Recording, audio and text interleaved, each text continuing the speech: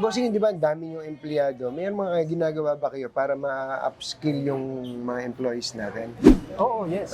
Definitely. Kasi we have our own crew development program. We have our own management development program. And in fact, yung management development program natin, naka-tie up pa yan sa school, sa college. In fact, we're one of the first to take advantage of the ETIAP program with some schools like the ICU. And then I think ngayon, it's Mapua Malayan, where if they work as a management in our store, they get credits for their college education. So yung iba, hindi nakapag-graduate, hindi natapos, pero nag-work dito, nakikredit, nakapag-graduate. Nakapag-graduate sila. Oo. Ang sinasabi niyo, matagal niyo na itong ginagawa. Yes. Matagal na. Oo, matagal na. Oo.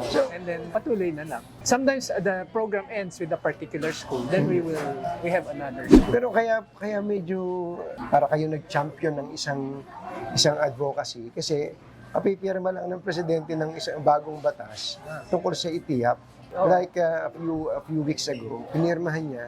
So institutionalized na if you are working for the longest time, like dito mga managers ninyo, hindi sila graduate, gagawin ng yung makakredit na yung experience para makagraduate. Kasi yung tinuturo namin, parang ano yan, practical on the job and similar to what was taught in school. Management, marketing, even accounting, finance, lahat.